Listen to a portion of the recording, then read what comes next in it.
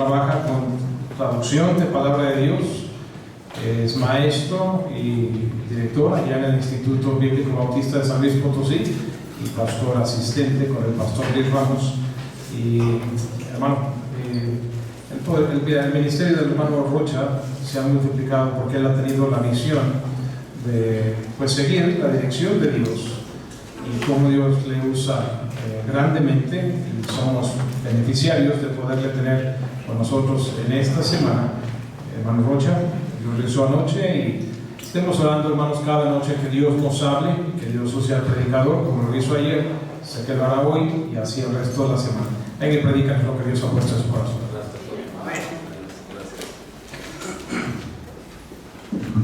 Buenas noches, hermano, Dios los bendiga. Fue una bendición, es especial, ¿verdad, hermanos? Gracias a Dios por sus bendiciones y qué bueno que está usted aquí esta noche, hermano. Que Dios nos ayude. La verdad es que no le hacemos ningún favor a Dios. A veces es como si le hiciéramos el favor a Él, pero somos los bendecidos. Qué bueno que usted está aquí. Hechos capítulo 13, por favor. Hechos 13, versículo 1. Dice ahí, versículo 1: había entonces en la iglesia que estaba en Antioquía profetas y maestros: Bernabé, Simón el que se llamaba Níger, Lucio de Cirene, Manaén el que se había criado junto con Herodes el tetrarca, y Saulo, todos el dos, ministrando estos al Señor y animando, dijo el Espíritu Santo: apartadme a Bernabé y a Saulo para la obra que los he llamado. Entonces, habiendo ayunado y orado, les impusieron las manos y los despidieron. Vamos a orar. Padre, te rogamos tu gracia, Señor, en esta noche. Danos tu ayuda, Padre. Danos tu gracia. Bendice a mis hermanos. Pido que, Señor, tú te glorifiques y encuentres un pueblo dispuesto a hacer tu voluntad. Ayúdame a mí y dame tu gracia, tu bendición. Te ruego, Padre, en Cristo Jesús. Amén. Bueno, creo que en todas las conferencias misioneras la iglesia de Antioquía es una de las que siempre van a mencionarse. Y en esta ocasión pues no va a ser la excepción. Creo que a diferencia de Jerusalén, esta iglesia tuvo un impacto en la obra misionera hasta nuestros días. Somos bendecidos con el testimonio de esta iglesia. Y esta iglesia decidió ser una iglesia en la voluntad de Dios, una iglesia de impacto, una iglesia que no nada más iba a bendecir su localidad, pero más allá de su localidad. No nada más iba a bendecir su época, pero iba a trascender más allá de su época. Amén. Una iglesia que decidió no vivir en la incógnita, en lo oculto. Y dejó una huella, un impacto. Una iglesia usable. Una iglesia que todos sabían de ella. La conocían los vecinos, la conocían los taxistas, la conocían los gobernantes. Era un faro que mostraba su luz de manera inequívoca, como un faro en la oscuridad, cualquiera lo ve. Y ese es el tipo de iglesias que Dios quiere, hermanos. Dios no quiere iglesias en el anonimato. Dios quiere iglesias que sean útiles, que sean usables. Iglesias que trasciendan más allá de su localidad. Amén. Y que trasciendan más allá de su época. Tristemente no es lo normal en las iglesias, hermanos. Y yo los animo a entender que ustedes no son una iglesia de ustedes, son una iglesia del Señor. Y si son la iglesia del Señor, entonces deberían estar bien convencidos de vivir, decidir para que se cumplan los propósitos de Dios, ¿verdad? Hay muchos hermanos que quieren una iglesia a su modo, una iglesia que les satisfaga a ellos. Y la iglesia no existe para satisfacernos a nosotros.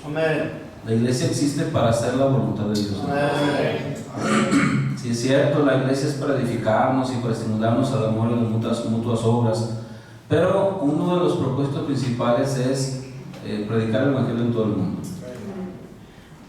La voluntad de Dios es que su último mandamiento que dio la iglesia se convierta en su principal mandamiento: ir por todo el mundo y predicar el evangelio a toda criatura.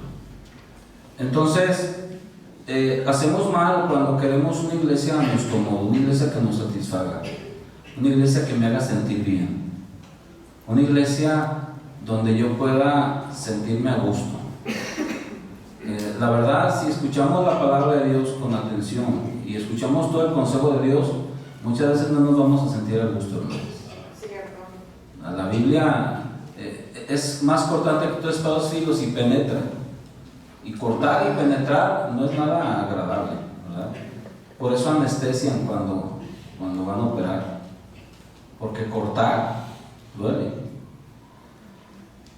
Tenemos que estar entonces dispuestos a que Dios nos transforme para hacer esa iglesia útil, esa iglesia usable.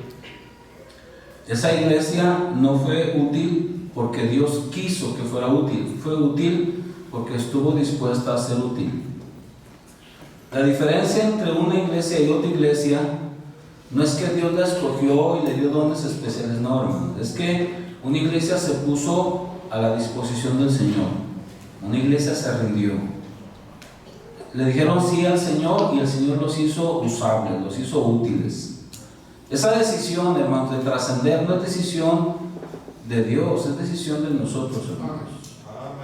Él quiere usar a su iglesia. Él quiere que la iglesia trascienda, Él quiere que la iglesia impacte. Entonces cada iglesia debería de tomar la decisión de ser una iglesia como la de Antioquía, que bendice a su localidad, bendice su región, pero más allá de su región todavía, y que bendice su época, pero que trasciende a través de los años. Una iglesia que va a ser buena iglesia para nuestros hijos y para nuestros nietos y de bendición. En otras palabras, el punto de una iglesia no es lo que queda atrás. Lo que queda atrás ya pasó. El punto de una iglesia es lo que viene adelante, hermanos. ¿Hacia dónde vamos? ¿Qué vamos a hacer? Porque la voluntad de Dios no se mide hacia el pasado. La voluntad de Dios se mide hacia el futuro. Y esta iglesia era una iglesia fuerte, útil. Y bueno, voy a mencionar unas cosas. Lo primero, una iglesia fuerte tiene que ver con las familias que forman la iglesia. Esto es práctico, hermanos. Así como 2 más 2 son 4, también en Cuernavaca. O aquí hay otras matemáticas diferentes. Así igual, familias fuertes hacen iglesia fuerte. La base de una sociedad son las familias. Si las familias se afectan, la sociedad se afecta. Nunca una sociedad será mejor que sus familias, jamás, hermanos. Igual una iglesia nunca será mejor que sus familias. Si se afectan las familias, la iglesia se afecta. Yo creo que todos aquí queremos una iglesia excelente. Queremos una buena iglesia, la mejor iglesia, con el mejor trabajo, las mejores. Todos aquí levantarían la mano diciendo: yo quiero esa iglesia. Pues eso no empieza desde el púlpito, hermanos. Eso empieza en las casas. ¿Queremos una mejor iglesia? Tenemos que mejorar nuestras vidas, hermanos. Tenemos que mejorar nuestros hogares. Nunca es iglesia, familia carnal, iglesia espiritual. Nunca es así. Nunca es familia mundana, iglesia espiritual. Queremos una iglesia espiritual, entonces tenemos que atrevernos a ser espirituales. Y todo esto comienza con los varones. Todo esto comienza con los varones. A ver, varones, ¿dónde están? Levante su mano. Todo comienza ahí, hermano. O sea, no le busque 3 pies al gato, no busque la rueda cuadrada. no se haga que la Virgen le habla. ¿Sí se entiende eso? Si queremos un cambio, cada varón tiene que decidir mejorar con Dios. Y no importa si tiene 5 o 10 años, todos necesitamos mejorar, hermanos. Si cada varón de esta iglesia decidiera acercarse más a Dios, las cosas fueran diferentes. Si cada varón de esta iglesia decidiera consagrarse más a Dios, limpiarse más delante de Dios, vivir más para Dios, las cosas fueran diferentes. Usted vea la Biblia. El avance de la obra, Dios siempre lo descansa en los varones, hermanos. Amén. Bendito sea el Señor por el trabajo de muchas hermanas, porque son chambeadoras, diligentes. Es más hermanas son más entronas que muchos hombres, la verdad. Más fieles, van más a la reunión de ganar almas, de oración, quieren diezmar más, quieren servir más. Así son muchas mujeres, ¿verdad? Y gracias a Dios. Pero, aún y con todo ello, la fuerza de una iglesia está en relación directa al liderazgo de cada hogar, hermanos. Qué bueno tener muchos niños, qué bendición. Hay iglesias que tienen cientos de, amén, está bien. Y dicen, porque luego los niños tienen a sus papás. Eso es cierto, pero no es la regla. La regla no es que hijos traigan a padres, la regla es que padres traigan a hijos. Entonces, si queremos impactar más, tenemos que buscar padres, tenemos que trabajar con familias. Y si queremos trabajar más y lograr más, tiene que ser con varones. Entonces, si queremos una iglesia con más convicciones, cada varón aquí debe de examinar sus convicciones. Si queremos una iglesia más consagrada, cada varón aquí debe ser honesto en examinar su vida. Y no puede nunca mejorar una iglesia si no nos atrevemos a mejorar nosotros. Si no nos atrevemos a ponernos delante de Dios y ser honestos, quiénes somos, cuál es nuestra necesidad. Y la verdad, ¿a quién engañamos, hermanos? ¿A quién engañamos? Dios sabe quiénes son. Y Dios nos llama a decidir a los varones. Ustedes vean los retos que hace en Josué. Si ustedes quieren seguir a Dios del otro del río, está bien, pero yo en mi casa serviremos a Jehová. Cuando dice busqué entre ellos, quien se pusiera en la brecha, no está esperando que una mujer levante la mano, está esperando que un varón levante la mano. Cuando Dios no llamó a matriarcas, llamó a patriarcas. Y en toda la obra Dios quiso que se extendiera y se llevara a cabo a través de varones. Elías les dice, está bien, quieren servir a los Baales, váyanse con los Baales. Pero si son de Dios, entréguense a Dios. O sea, no se queden a la mitad. Y luego hay un pasaje donde Dios dice, te prefiero frío o caliente. O sea, Dios dice, mira, conmigo las cosas son así. O estás o no estás. Dios respeta más a alguien que le diga, Señor, la verdad no me interesa consagrarme y no me interesan tus asuntos. A alguien que le diga, Señor, tú sabes que tú para mí eres lo máximo, pero en la práctica, en la vida, no es cierto, hermanos. O sea, eso es una burla. Dios acepta decisiones. ¿Quieres? Entra. ¿No quieres? Está bien. Pero que la tratemos de engañar o que finjamos, no se agrada, hermanos. Entonces, si queremos una iglesia de bendición, una iglesia de trascendencia, una mejor iglesia, tenemos que entender que todo empieza en las casas y empieza con los varones, ¿verdad?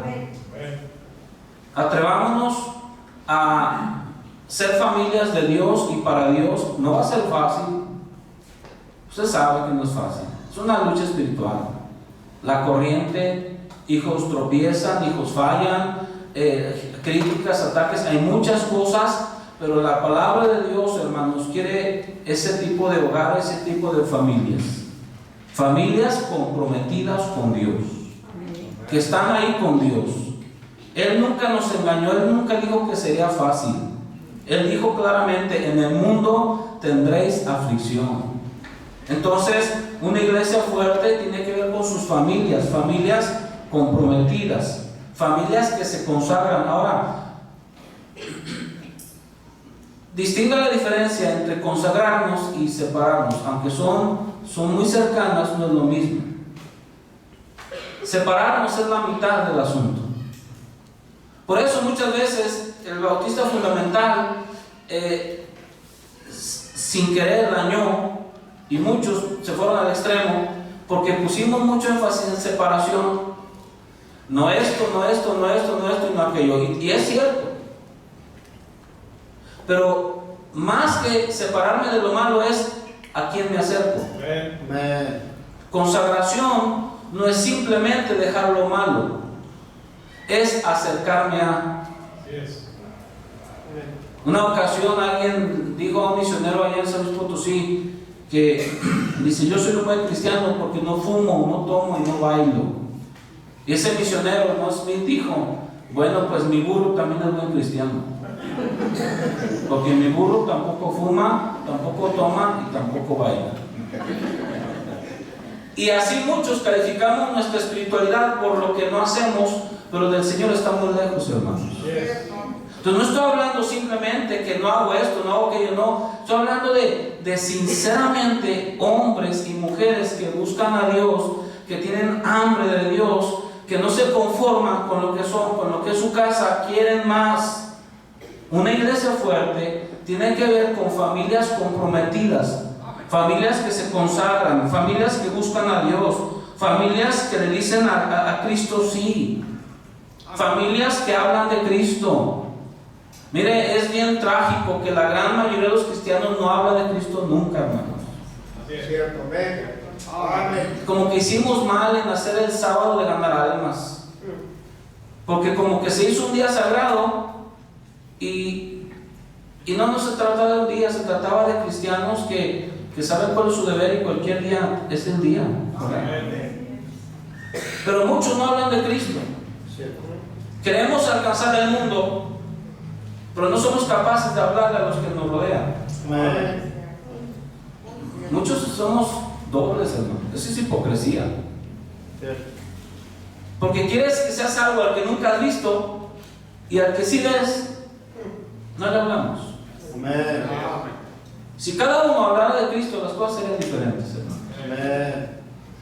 Y si yo dijera: a ver, levante la mano, no lo hagan, levante la mano, ¿quién está enamorado de Cristo? ¿Quién para usted Cristo es lo máximo? Todos levantarían la mano. Pero ¿qué no es incongruente decir que Cristo es lo máximo y que está enamorado de Cristo y nunca habla de Él? Explíqueme eso. ¿Cómo puede usted estar tan impactado, agradecido por lo que Cristo hizo, maravillado, enamorado de Él, pero nunca habla de Él? Cierto, amén. Familias que hablan de Cristo, que trabajan para Cristo, que producen para Cristo. Familias con las que el Señor sí cuenta. Familias que no piensan que Cristo está a su servicio solamente, sino que son familias al servicio de Cristo. Hay mucha diferencia entre las familias que piensan que Cristo está para que me cuide, para que me ayude, para que me provea, para que no me machuque el tren, para que esto y para aquello, pero no le sirvo, no tengo compromisos con Él, que no me exija nada, que no me demande nada. ¿Sí están aquí, hermanos? Amén. Entonces, esto es fácil. La calidad de una iglesia siempre estará en relación directa a la calidad de sus familias. ¿Quiénes somos nosotros? Porque la iglesia no es esta nada más, esta es la iglesia reunida. Pero cuando se van, la iglesia no dejó de existir. Ahora está en sus casas, sus barrios, sus escuelas, su trabajo. Esa es la verdadera iglesia. ¿Quiénes somos? ¿Qué creemos? ¿A dónde vamos? ¿Cuáles son nuestros anhelos, nuestros compromisos? ¿Dónde ponemos nuestro trabajo y nuestro dinero? ¿En verdad somos de Cristo? ¿O nada más cuando nos congregamos? Yo deseo, hermanos, que esta iglesia sea una iglesia útil, usable, maravillosamente, más de lo que se imaginan, de aquí a que Cristo venga. Pero eso no va a suceder por buenos deseos ni por inercia. Es algo que cada uno aquí tiene que decidir. Pararse en la brecha y como estas familias aquí que ministraban, ayudaban a decirle: Señor, cuentas con nosotros, y no de palabra, cuentas de nosotros con todo nuestro ser. Y eso empieza con los varones. La segunda cosa, hermanos, de una iglesia fuerte tiene que ver con sus finanzas. Ahora, aclaro, no me refiero a riqueza, porque si fuera riqueza, entonces la gran mayoría de las iglesias estarían descalificadas. Y si tú ves en la Biblia, una de las iglesias que Dios usó tremendamente y que casi cada conferencia misionera se habla de ellas, son las iglesias ¿de dónde? De Macedonia. Y la característica de esas iglesias es que estaban en profunda pobreza. Tenían dos desventajas esas iglesias. Estaban en grande prueba de tribulación. Ahora, yo supongo que aquí nadie está perseguido por su fe. ¿Hay alguien aquí que está siendo perseguido para orar por usted? ¿Alguien lo está queriendo matar porque cree en Cristo, habla de Cristo? ¿Hay alguien? ¿No? ¿Porque trae Biblia? No, la verdad hemos vivido muy cómodos, muy bien, gracias a Dios, hermanos. Sí, hay muchos peligros, yo sé, hermanos, así está el mundo malo, pero estamos en confort, en tranquilidad, no podemos hacer nuestro cristianismo en paz, en libertad, pero desgraciadamente nuestra ventaja muchas veces se convierte en desventaja. Tú mira Rusia, cuando estaban en comunismo, cuántas historias de fe y de sacrificio, de entrega. Ahora, ¿qué oímos de Rusia? A veces, lo peor para un cristiano es que todo vaya bien, hermanos. Porque si todo va bien, ¿para qué necesito a Dios? Si todo va bien, ¿qué me importa lo demás? Tú sabes que cuando estás enfermo y cuando vienen los problemas es cuando más nos acordamos de Dios, ¿cierto o no, hermano? Entonces la desventaja de ellos era una ventaja, y tengamos cuidado que nuestra ventaja no se convierta en desventaja. Tenían otra desventaja, estaban en profunda pobreza. Ahora, creo que aquí nadie sabe lo que es profunda pobreza, ¿verdad? Por lo menos por los rostros veo que no. Todos hemos comido, ¿cierto o no? Nuestros problemas no son de falta de comida, es de exceso de comida. O dígame si miento. Tenemos de más, tenemos ropa, tenemos casa, tenemos bendiciones, tenemos carrito.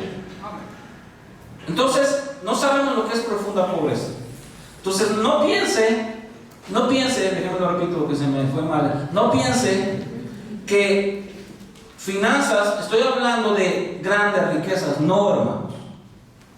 Las iglesias de Macedonia no eran iglesias con mucho dinero, pero con sus finanzas bendijeron al mundo. Con sus finanzas Dios fue glorificado. Entonces, ¿de qué estamos hablando? De finanzas sanas. Bueno, con finanzas sanas me refiero primeramente a cristianos que no le roban a Dios. Cristianos que diezman. Todos los cristianos tenemos una deuda siempre.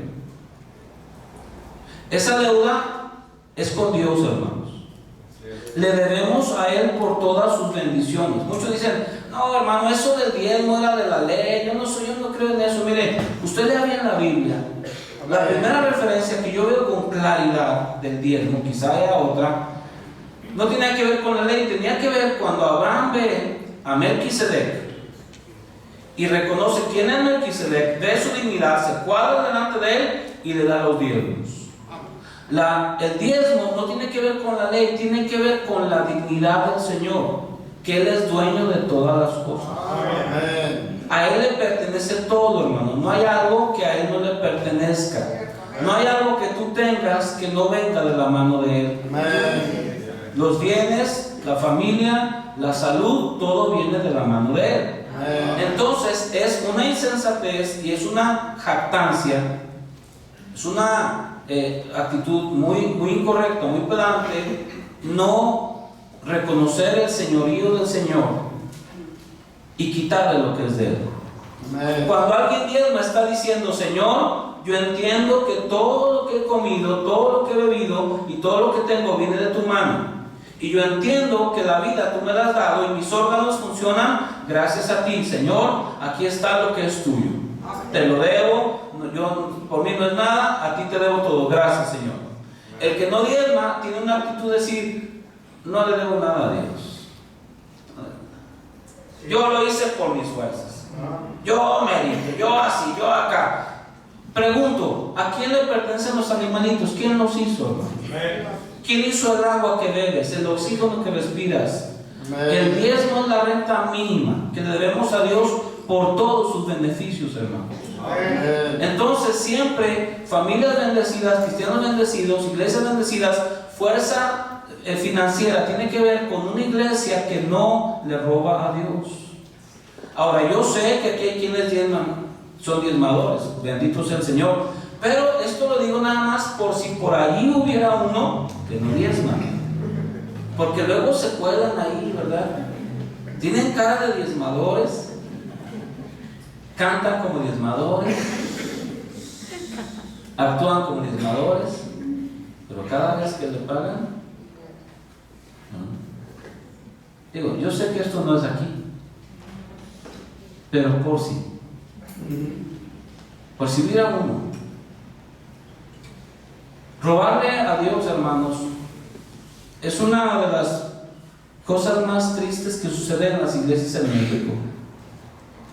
Nuestro país, por eso vienen venezolanos a nuestro país pensando que somos un país bien misionero, y cuando llegan aquí sí hay iglesias que apoyan, pero se dan cuenta que no es como pensaban, porque la gran mayoría de nuestras iglesias no están comprometidas con la obra misionera, y la justificación es que no hay finanzas. Y si aterrizamos las cosas e investigamos, una de las cosas que está fallando en la mayoría de las iglesias es que no diezman, hermanos. No diezman. El diezmo Abraham se lo dio a Melquisedec, y usted tendrá su opinión, pero para mí Melquisedec es Cristo, teofanía en el Antiguo Testamento cuando no tenía cuerpo. Y quiero decirle que nuestro Melquisedec es sumo sacerdote para siempre, hermanos, y sigue siendo digno de darle los diezmos y pagar nuestra deuda. Entonces, una iglesia con finanzas sanas tiene que ver con una iglesia que no le roba a Dios. Tiene que ver con hermanos dispuestos al sacrificio, dispuestos a ir más allá. Porque mire, hermanos, la Biblia nos enseña que una ofrenda que no lleva sacrificio no es ofrenda. La ofrenda se distingue por tres cosas prácticas. Primero, fe. Tiene que ser fe. Tiene que ser prioritaria. Elías le dice a la viuda: vea la torta, pero dámela a mí primero. ¿Se acuerdan? Sí. Y tiene que ser con sacrificio. Nada más tengo esto, pues dalo. Una ofrenda sin sacrificio no es ofrenda. El Señor reclama de los ricos porque echaron ahí mucho, parecía mucho, pero Él, que todo lo sabe, que Él ve todo y conoce todo, sabía cuánto ganaban ellos, cuánto dinero tenían en el banco, cuánto abajo del colchón, y Él dijo: estos hicieron cálculos y me dieron lo que no iban a usar, lo que no les servía. No fueron capaces de darme un peso más. Me dieron sobras, y el Señor se agravia, y pasa una viuda con 2 monedas que parece una miseria, pero el Señor, que todo lo ve, sabe cuánto tiene en su casa, nada, sabe cuánto tiene el banco, nada. Era todo lo que tenía, todo sustento, y el Señor dice: esta viuda pobre dio más que todos. Porque la generosidad no tiene que ver con el monto, sino con el sacrificio que hay en lo que doy. Y si en lo que doy no hay sacrificio, no es ofrenda. ¿Dicen aquí, hermanos? Ahora, ¿la obra de Dios requiere sacrificio? Claro que sí, estoy hablando de dar. Y el Señor no nos pide algo que Él no haya hecho, hermanos. Vio abajo, lo que vio no era agradable, pero amó nuestra alma, amó nuestro ser y dijo: yo lo quiero. No importa que sea un borracho, un maldiciente, un homosexual, un drogadicto, un asesino, yo lo quiero. ¿Cuánto cuesta? Y pagó. No escatimó ni a su propio hijo. Él es el don inefable, el don que no se puede explicar. Y Él estuvo dispuesto a sacrificar por almas que no valíamos nada. ¿No crees que es correcto, lógico y congruente sacrificar por el que vale todo? Repito, Él estuvo dispuesto, no lo pensó, no lo escatimó, lo que sea, a ofrendar con sacrificio, costara lo que costara, su propio hijo, por lo que no valíamos, por pecadores que merecíamos el infierno, por pecadores que lo habíamos insultado y pagó, dio lo máximo por lo que no valíamos, ¿no crees que Él es digno de que le sacrifiquemos a Él que vale todo, hermanos? Finanzas sanas tiene que ver con darle importancia a lo importante. El punto no es cuánto tienes, el punto es a qué le das importancia. Por ejemplo, hay estos aparatitos. ¿Sí tienen aquí de estas cosas? ¿Sí? ¿También aquí hay? ¿Jóvenes tienen o no? ¿Cuánto cuesta uno de estos? No estoy hablando del iPhone, algunos traen iPhone. El iPhone XRZ, no sé cuál sea. ¿Cuál tienen? ¿En cuál estamos ya? ¿En el 10? ¿En el 12? Ya no sé. Pero usted trae iPhone. Si no trae iPhone, trae un Android, que también sus 6,000, 7,000 pesos. Es que es una necesidad. ¿A poco se va a morir si no lo tiene? Agua es necesidad. Comida es necesidad. Pero no nos morimos. ¿Sabe por qué lo tiene? Porque le importa. ¿Sabe por qué no podemos darle a Dios 7,000 pesos? Porque no nos importa. ¿Sabe por qué podemos comprar una pantallota de 30,000 pesos? Porque nos importa. ¿Sabe por qué no podemos dar para la obra de Dios 30,000 pesos? Dígame por qué. Porque no nos importa. O sea, otra vez, sea honesto con Dios, dígale, Señor, no me interesa, no quiero. Pero no le dé frases como diciendo, tú sabes mi intención. Sí, ¿cuál intención? De comprar esos aparatos y pagar lo que sea, y en el carro lo que sea, porque me importa. Pero para la obra de Dios ser muy poquiteros, porque no nos importa. No, las iglesias de Macedonia no es que tenían, es que les importaba. Es que dijeron, esta necesidad de los hermanos en Jerusalén, que están en crisis económica, ellos nos importan, estamos agradecidos, el evangelio nos llegó de ellos, estamos en deuda. Si nos bendijeron con lo espiritual, no es algo maravilloso darles lo material, haremos por ellos lo que sea.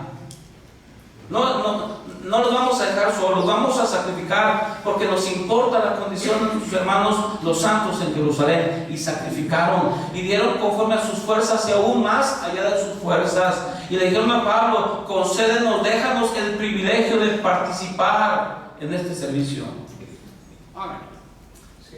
Es nuestro privilegio, Pablo. Déjanos dar, no digas que no. A nosotros nos importa. Que somos pobres es secundario, que la crisis es secundario. Vamos a poner nuestro dinero en donde nos importa. Amén. Y eso es lo que hacemos, ponemos nuestro dinero donde nos importa. Finanzas sanas tiene que ver con iglesia que no le roba a Dios, gente dispuesta al sacrificio, que le dan importancia a lo importante, que tiene una actitud correcta en cuanto al dar. Por eso Dios califica, Dios ama al dador alegre. ¿Por qué crees que dice eso, hermanos? Porque la actitud importa, hermanos. Amén. Y una iglesia que Dios la bendice y que es usada sus finanzas, no es nada más la que da mucho, es la que tiene la actitud correcta, hermanos. Amén. El privilegio de participar. ¡Oh, qué bendición! Mira, apoyar a estos misioneros, ¡wow! Y que apoyemos a más, no que... Ya son muchos, ¿no? Y ahí vienen otros. Y luego se gradúan de servicio y nos mandan para acá. Esa es la actitud, hermano. Aprendieron el secreto, que el secreto es darle a Dios el corazón. Miren, hay un versículo que dice, donde está el tesoro, ahí va a estar el corazón. No dice que donde está el corazón va a estar el tesoro. Donde esté vuestro tesoro, ahí estará vuestro corazón. Es sabio poner el dinero en Dios, en la obra, porque donde yo ponga el dinero, ahí va a estar mi corazón. Por eso muchos de nuestros hijos y muchos de nuestros hermanos se apartan, porque ponen su dinero allá afuera, en el mundo. Y donde ponen su tesoro, ahí va a estar su corazón. Dios quiere cuidar nuestras vidas, nuestra espiritualidad. Él no quiere perjudicarnos, hermanos. Y hay hermanos que sinceramente deciden no venir a una conferencia porque saben que de alguna manera se va a tratar de dar. Ahí nada más hablan de dinero. Dime dónde no te hablan de dinero, dime. A mí, ¿sabes dónde me hablan de dinero? Todo empieza hasta de mi esposa. Me habla de feria. La suya no, ¿verdad? La suya viene de Marte. Las terrestres hablan de dinero. ¿O no, hermano? No, pastor. Seamos sinceros, ¿no? Recién casados, ¿cierto o no?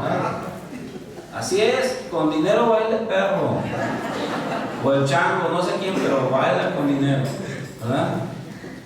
En todas partes te hablan de dinero. No hay un lugar donde te hablan de dinero. En el taxi, en el camión, en Walmart, en la gasolinera, donde vayas te hablan de dinero. Pero aquí estamos en los terrenos de Dios. Aquí no se habla de dinero, aquí es puro espiritual, ¿no? Aquí háblenme de la Biblia. Ay, hermanos, esto de una actitud correcta al dinero es algo espiritual, hermanos. Si no fuera espiritual, no nos costaría tanto dar. Entonces, una iglesia fuerte tiene que ver con las familias que lo forman.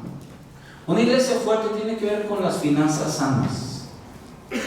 Pero en tercer lugar, una iglesia fuerte tiene que ver con una filosofía bíblica correcta.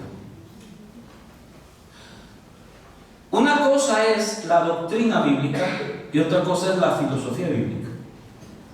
Hay muchas iglesias. México está lleno de iglesias que tienen doctrina correcta, pero no filosofía correcta. Amén. Saben las doctrinas de la A a la Z, al revés y al derecho, arriba y abajo. Todas te las pueden decir. Y comemos para algo, para vivir, para hacer nuestros deberes, ¿cierto o no? No nada más por comer. Igual aprendemos, no nada más para aprender. Conocemos, no nada más para conocer. ¿Qué hacemos con lo que aprendemos? ¿Qué hacemos con lo que conocemos? La Biblia habla la diferencia entre el prudente y el insensato. Los dos oyen, pero el prudente hace. Entonces, una iglesia fuerte que Dios usa para la misionera es una iglesia que tiene no solamente la doctrina correcta, pero la filosofía bíblica correcta. ¿Cuál es la filosofía bíblica correcta? Número uno, entiende su misión. Entiende para qué está en la tierra. Entiende su propósito de existencia. Es como, por ejemplo, el refrigerador. ¿Todos sabemos para qué es un refrigerador? ¿No? Para refrigerar. Para guardar los alimentos. ¿Cierto o no, hermanos? Pero por ahí hay unos 2 o 3. Y yo he estado en iglesias, en casas así, y algunos parientes que no voy a decir nombres tampoco, ¿verdad? Familiares que tenían 2 o 3 refrigeradores. Y tú abres uno y ahí hay comida, y abres otro y hay trastes, y abres otro y hay libros. Los 3 están siendo útiles, pero nada más uno está en su propósito, hermanos. Y el asunto no es si una iglesia nada más es útil, el asunto es que entienda su propósito. ¿Para qué existe la iglesia? Para orar, sí es cierto. Para alabar a Dios, sí es cierto, hermanos. Pero hay un propósito específico que le da su razón de vivir. Y esa es que fue puesta para que el mundo tenga el evangelio. Fue puesta para que el evangelio vaya hasta lo último de la tierra. Entonces, una iglesia que va a ser usable es una iglesia que entiende para qué está aquí, entiende su misión, su propósito, para qué el Señor la dejó, para qué le dio su promesa, para qué le dio su autoridad. Hay iglesias que no entienden su misión, piensan que están nada más para hacer un lugar donde vengo y me hablan bonito y y oro y doy unas monedas y así semana tras semana, semana tras semana. Ese no es el propósito, hermanos. Hay un mundo allá afuera que ni sabe de Dios, que depende en mucho de las decisiones de la iglesia. Lo que ustedes hagan o no hagan tendrá trascendencia para muchos de ellos eternamente, hermanos. No se puede nada más decir, cierro los ojos, me lavo las manos y no pasa nada. Sí pasa. Lo que la iglesia decide, en obediencia o en desobediencia, tendrá una trascendencia eterna, hermanos. Ninguna empresa, la ONU, la UNESCO y todas esas grandes empresas, sus decisiones no tienen trascendencia eternal. Por eso debemos entender lo grave, lo sublime, hermanos, lo importante de la misión, porque lo que hacemos tiene trascendencia eternal. No solamente entiende su misión, pero tiene una visión para lograr su misión. No vive soñando, no vive con ingenuidad. A veces los cristianos somos ingenuos. Preguntamos, ¿quieren que el mundo sea salvo? Y todos a una voz decimos, amén. Y ya. Soñamos, vivimos ingenuamente y queremos que el mundo sea salvo. ¿Cómo queremos que el mundo sea salvo? De veras, que todos tengan el evangelio. Y nada sucede sin planeación, hermanos. Tú en tu trabajo haces planes. Las escuelas tienen su trabajo, su planeación anual. Todo funciona a través de metas a corto y largo plazo. Estrategias. ¿Cuáles son las estrategias? ¿Cuáles son los planes? Si Cristo viene en 20 años, que tenemos como iglesia para lograr la voluntad de Dios, ¿qué estamos haciendo? ¿Cómo alcanzar a más? La mayoría de los hermanos piensa que eso le corresponde al pastor. Como si el mundo es salvo o no es salvo, es por culpa del pastor. Esto es de todos, hermanos. No hay empresa más grande en la tierra que la iglesia, con asuntos más importantes que la iglesia. Entonces creo que hace falta una reunión de los miembros para ver qué vamos a hacer. No se reúnen en las fábricas, en las empresas, los dirigentes de la empresa y hacen planes y todo eso. Lo hacen, ¿por qué lo hacen? ¿Cuándo fue nuestra última reunión como iglesia de planes? ¿Qué hacemos? Pero no que le echamos el paquete al pastor y encárguese, pastor, acá su chamba, para eso le pagamos. No, esto es de un cuerpo, hermanos. ¿Qué vamos a hacer? Algunos van a ir a otro país, van a estar en otro lugar, pero la gran mayoría no va a ir a otro país, no a otro lugar, van a estar aquí. ¿Qué podemos hacer? Bueno, empezar más iglesias, hermanos. Amén. Y no me refiero a otro país, no me refiero a otra ciudad, me refiero aquí, hermanos. Aquí hay varones que Dios pudiera usar, que quizás tú dices que yo no soy llamado a ir a un lugar. No, pero ¿por qué no comenzar una iglesia?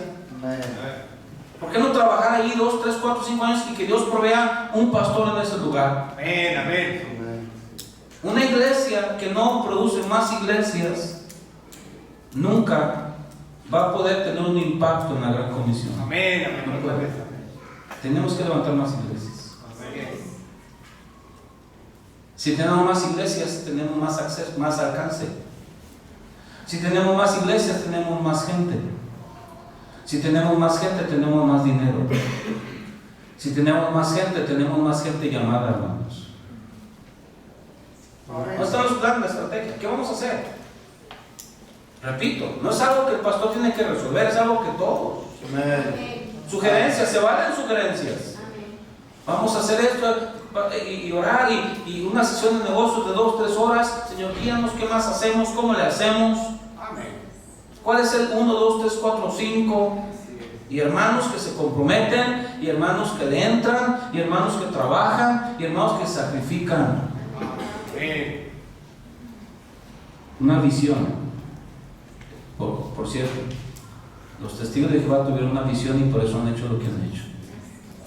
La Coca-Cola tiene una visión y por eso ha hecho lo que ha hecho. No me diga que no se puede, sí se puede. Lo que pasa es que pensamos que Dios lo va a hacer. Y aunque suena herejía lo que digo a veces, no es herejía. Dios no lo va a hacer, hermanos. Dios no lo va a hacer. Ustedes tienen que hacerlo. Número siguiente, no nada más entiende su misión, tiene una misión para cumplir la misión, pero tiene pasión en su corazón.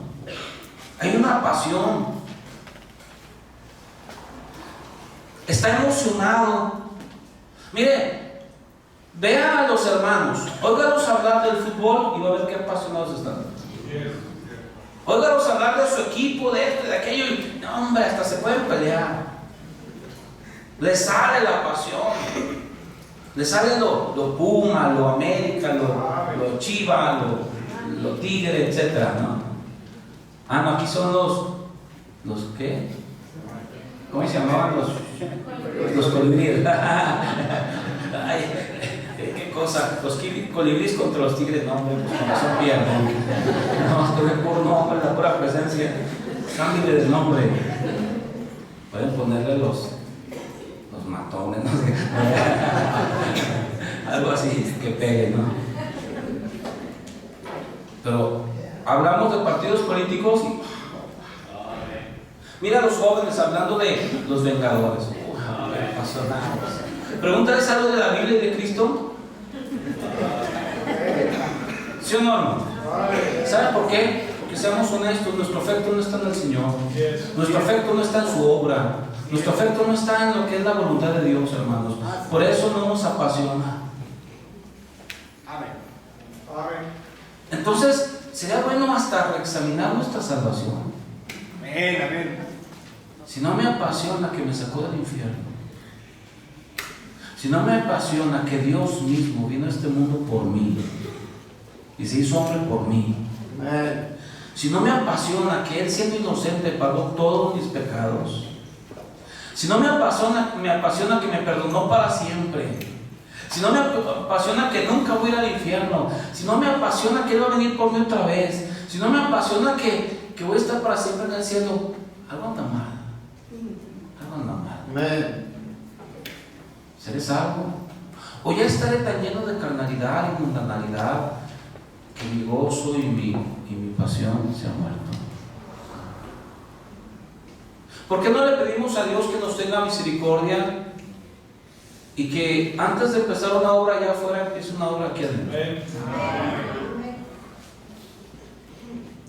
Pasión.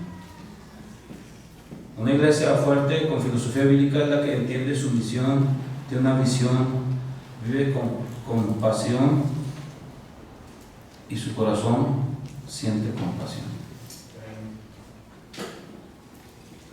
Cristo les da la gran comisión en Marcos 16, pero el versículo 14 dice que les reprochó su incredulidad y dureza de corazón. Como Cristo dice, no, miren, vamos a ser honestos. Yo les voy a dar un mandamiento de ir a todo el mundo y ustedes me van a decir no se puede por esto, porque la crisis, porque los gobiernos, porque la política, porque la distancia, porque esto, me van a dar un montón de argumentos, pero vamos a ser honestos, de una vez lo pongo claro, el problema realmente de la obra no es todo eso, es su corazón.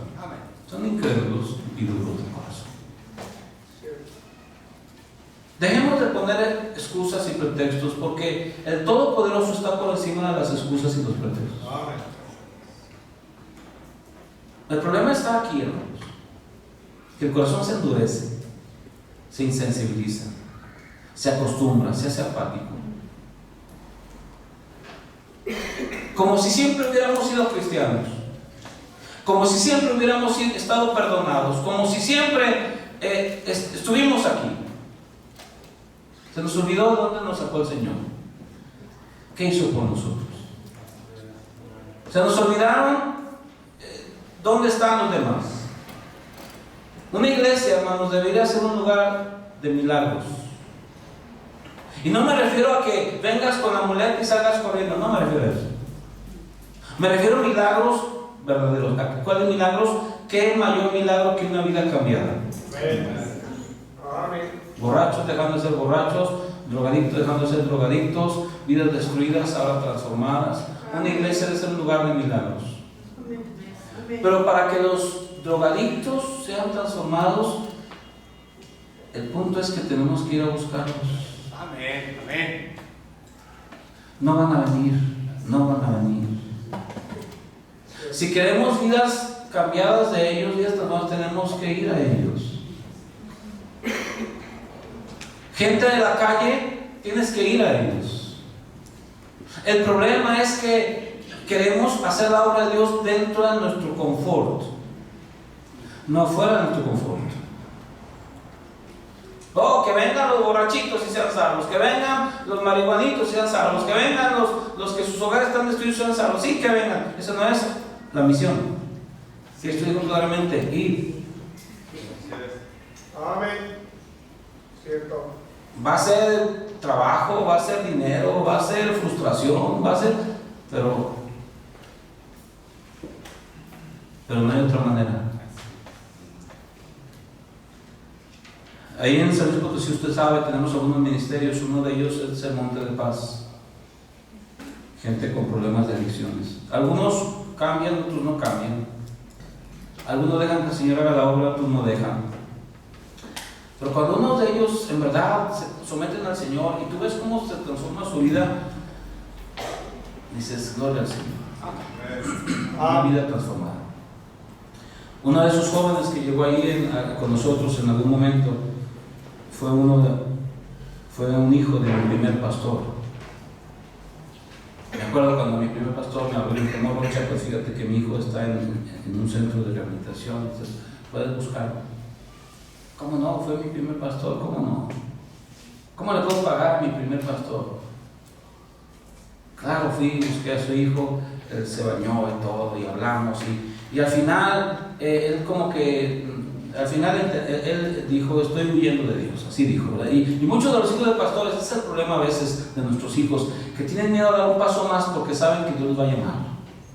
Entonces mejor no me meto, sí como que voy, pero no me meto mucho porque ya sé lo que Dios quiere. Y él me dijo, ya sé lo que Dios quiere, por eso no quiero dar el paso. Le dije, mira, dile a Dios, Señor, no tengo ganas, no me siento con el valor, nada más, aquí estoy yo, haz de mí lo que tú quieras. Dile a Dios. Total, luego entró al colegio, luego se graduó, yo le di una esposa, ahora tiene creo que 2 bebés, y ahorita es pastor en Guadalajara.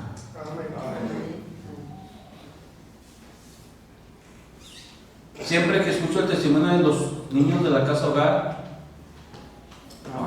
qué cosas tan impactantes. Escúchalos. Vienen de hogares destruidos, mujer en la calle, en la cárcel, golpeados, violados, sus padres drogadictos. Hay un jovencito que está en mis clases, se llama Miguel. Digo, Miguel, siempre viene atento en mis clases. ¿Cómo estás, hijo? Bien, pastor. ¿Y cómo están sus papás? Bien, ¿los has visto? Sí, los acabo de ver este fin de semana. ¿Cómo los encontraste? Estaban drogados. Pero luego los escuchas decir cosas así. Yo doy gracias a Dios, porque la mejor cosa que me ha pasado en mi vida es haber venido a la casa. Amén. Vidas cambiadas. Amén. Cuando empezamos ese ministerio, recuerdo el pastor andaba de viaje y yo me encargué del culto, prediqué en Jeremías 5, donde dice, ya estáis lustrosos, si nosotros reináis, estáis ya satisfechos y no habéis juzgado la causa del huérfano. Juntamos una ofrenda y ese día mi esposo y yo fuimos a recoger a 4 niños huérfanos. Ya habíamos ido una noche antes para avisarles que íbamos a ir por ellos. Pati estaba jugando, una niña mayor, estaba jugando boli. Y luego, ya cuando hablamos ahí con ellos, unas lágrimas corrían por su mejilla, no decía nada más, lloraba y lloraba. ¿Qué habrá venido a su mente? ¿Qué habrá pensado? Luego fuimos mi esposa y yo como inquisidores realmente para ella, yo me imagino, porque los agarramos a los 4 en el culto. Les dije, hermanos, no tenemos un lugar donde ponerlos, necesito familias, 4 familias, una familia que se lleve a cada uno de ellos. Y ya entonces agarramos a ellos y fui a poner al primero en una casa y luego el otro en otra casa. O sea, el dolor, separarlos, las incógnitas, el temor, qué va a pasar, qué va a venir. Y la última era para mí. Tenemos que llevarla a una familia, pero sin platicar mi esposa y yo, en nuestra mente y corazón sabíamos lo que teníamos que hacer. Y en vez de llevarla a esa casa, agarré mi carro hacia la casa donde vivíamos, nos metimos, la bajamos y se quedó con nosotros. 6 meses se quedó. Las primeras noches que estuvo ahí, yo entraba siempre al cuarto de mis hijas, ponía mi mano en su cabeza o en su hombro y oraba por cada una de ellas. Luego estaba Patty, y ella tenía la cobija así tapada como hasta la mitad de la cara. ¿Sí? ¿Qué pensaría? ¿Qué temores tendría? ¿Qué me va a pasar? Mi primera reacción fue no tocarla para que no se asustara y no pensara mal, pero dije, no, yo quiero que esté como mis hijas. Y toqué su hombro y empecé a orar por Patty, y así cada noche. Hace unas semanas atrás, en nuestra conferencia de misiones, ella vino. Su esposo es un evangelista, un predicador. Venía con su niña y me vio más o menos como unos 10 metros de distancia, con una sonrisa, y viene bien rápido a abrazarme, a darme un beso y me dice: mi segundo papá. Vidas cambiadas, hermanos, cuando una iglesia decide salirse de su confort. Es que el corazón ya no late, ya no siente, hermanos. La iglesia de Antioquía decidió: estamos aquí para marcar una diferencia. Estamos aquí para impactar, para ser un testigo, para dejar una huella. El mundo tiene necesidad y no vamos a vivir en la incógnita. Vamos a hacer una iglesia que la gente sepa, que la gente conozca, que Dios pueda usar y que muchos sean bendecidos. Y Dios tomó esa iglesia y sacó misioneros de ahí y los llevó a otras partes y la ha usado. Y hasta la fecha en las conferencias se habla de esta iglesia, hermanos, porque trascendió su localidad y trascendió su época. Y esta iglesia, hermanos, tiene que decidir lo mismo. Una iglesia que va a impactar ahora, a bendecir ahora, pero que va a tener una trascendencia más allá de su localidad y más allá de su época. Una iglesia que decide no ser una iglesia más en el anonimato, sino una iglesia con la que Dios cuenta y la puede usar aquí, allá y acullá. Va a tener que ver con sus familias, con sus finanzas y con entender la filosofía correcta. Vamos a orar, por favor.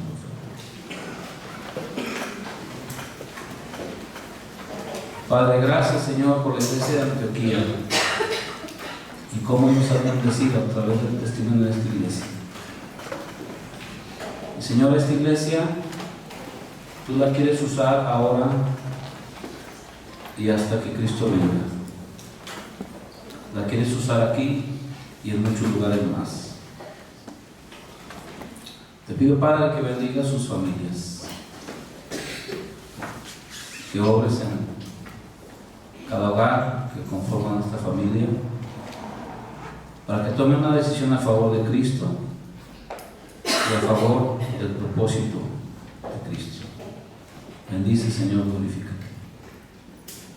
Ponemos todo en tus manos, así cuando vamos a orar.